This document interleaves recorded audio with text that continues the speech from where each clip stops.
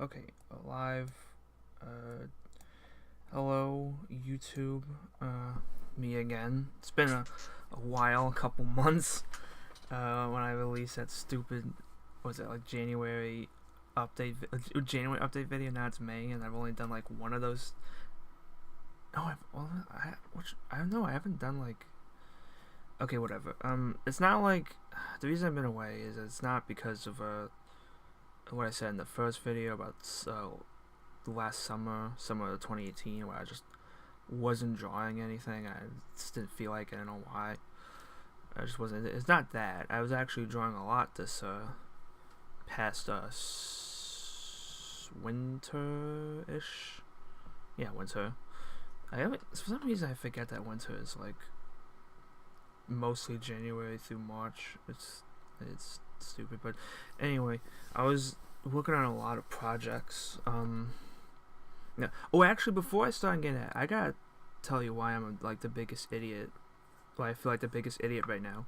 So, like I said before in like the Castlevania tribute video and all this other stuff, that I had the preview. I'm using the shortcut, and the preview was all choppy, so I couldn't like record myself reacting to the video and talking about it.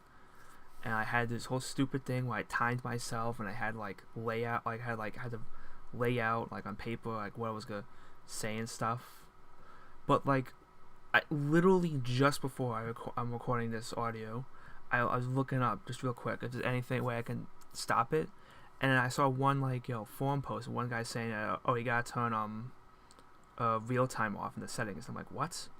And I do that. I go to settings. I turn off real time, which is like it says real time frame dropping, and the preview works perfectly fine now.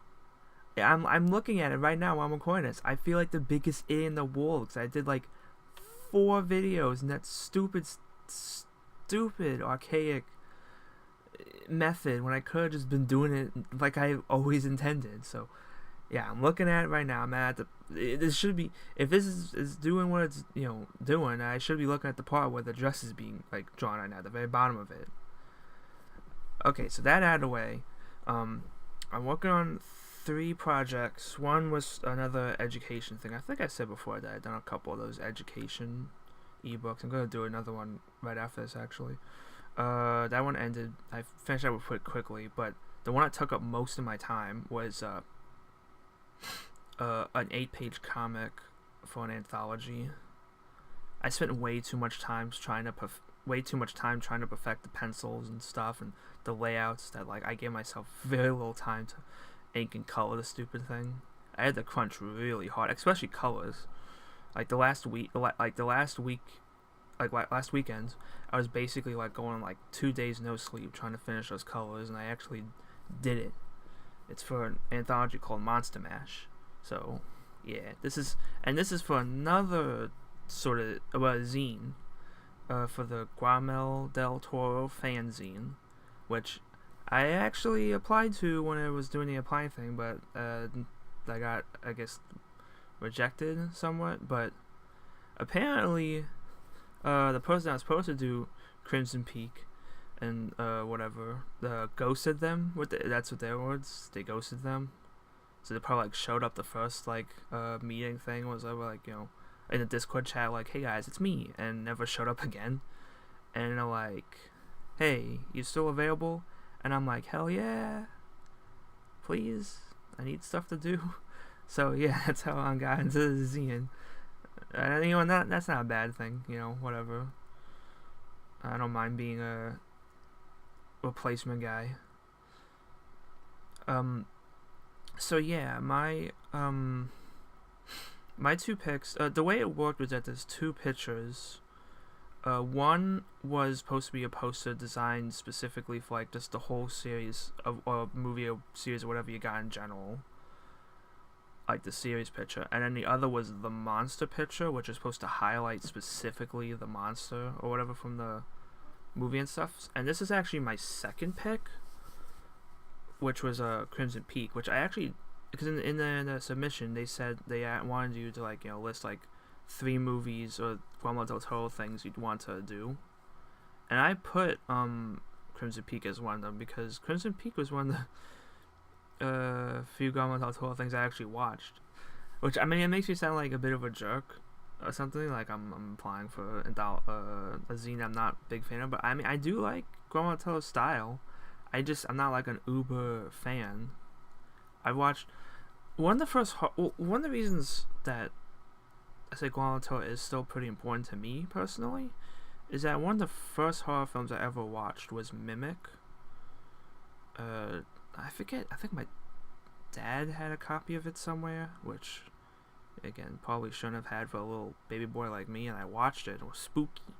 I think it's like one of his first movies, which is somewhat interesting, that my introduction to Guillermo del Toro was one of his early works, which I don't know if he's at, I wonder how he feels about that. I was looking at the reviews, and I got critically, like, well, at least I not super pan, but they didn't like it, which is, like, way to think now, because people love him. But yeah, that was one of my things that I didn't get. But the other was Crimson Peak, because that's a movie that me and my mom watched one day, like, I think like a year after it came out. I also like the advertisements. It was on like HBO on demand. We were both like, we're looking for a movie, and like, hey, why not that? It still looks kind of interesting. Don't really watch much stuff that involves Victorian era settings. I'm not really big on not that big on period pieces, or at least like, I don't know. For me, it's like usually like 1930s America onward. I'm more interested in like Americana, but I like the architecture of this, which is, you can see I'm at the part now where it's like I'm working on architecture. I was gonna say something about the fucking butterflies, and I completely forgot. I was just gonna say like I wanted to put the butterflies in the picture because they show up in the movie as like sort of symbolic-ish.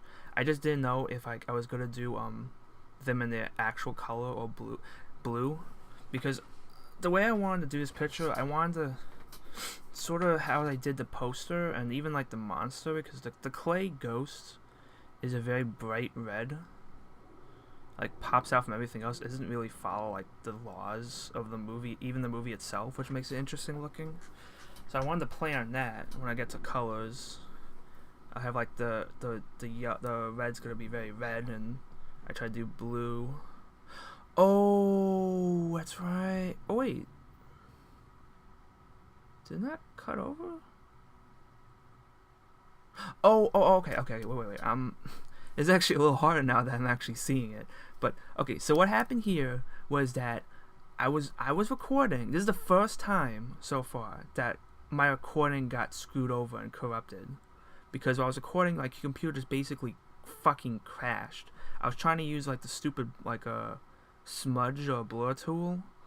Like, those tools are like freaking like death sentences for Photoshop, especially the smudge tool. I was trying to make the like the snow look like snow, and it was like everything just like crashed, reset some of my Photoshop settings. It was like crazy, and of course like it was like an hour and a half of like recording just down the crapper, and I was so pissed. Like, I was like extremely mad about that. I was so you can ask my sister about it. She came in and had no idea what was going on. I just kind of like blew her off.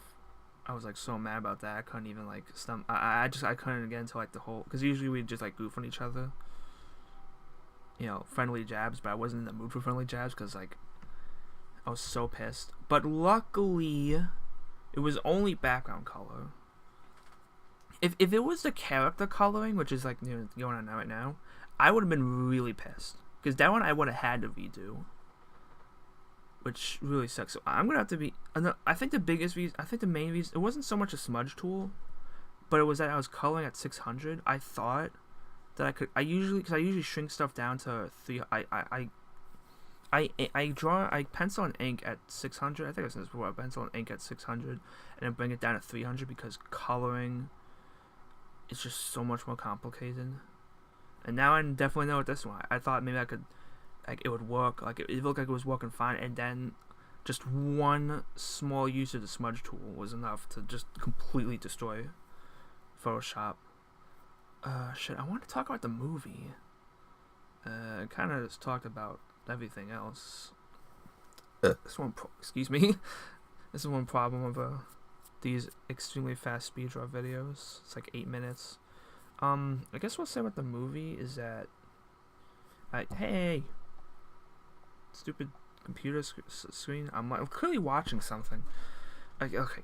The movie. I think it's kind of I don't know how I feel about it, honestly. I do like it. I like the visuals, especially the final scene where it's like completely white, with like the red like footprints stuff. I really wanted to try and capture that, and I don't think I did.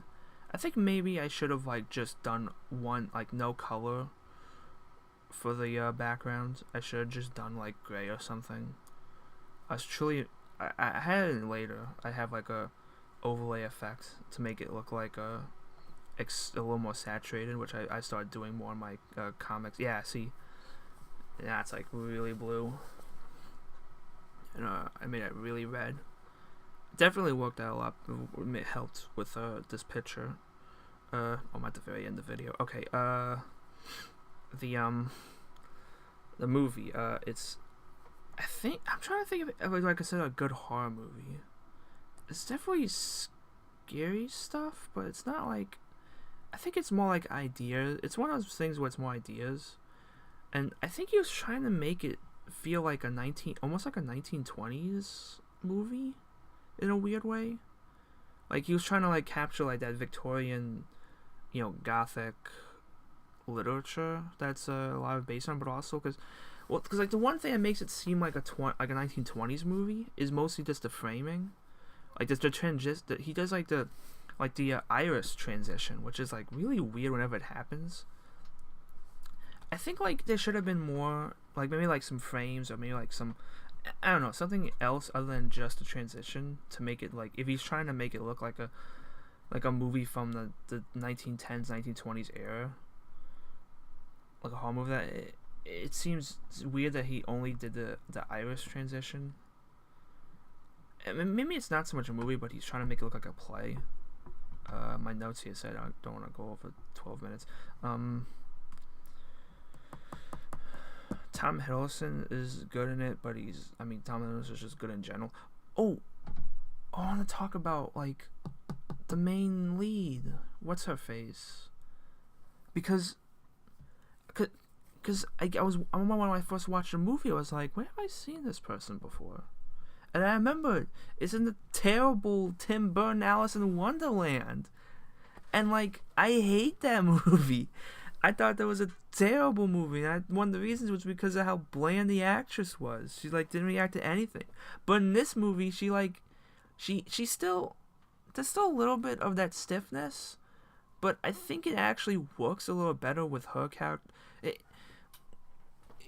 Like her character was written more for sort of like unsureness in Crimson Peak than it was in the Alice movie. Like, I don't know. I mean, I definitely didn't get like sucked out of the movie like I did with the Alice in Wonderland, if you could even call it that, because it's not really Wonderland, is it?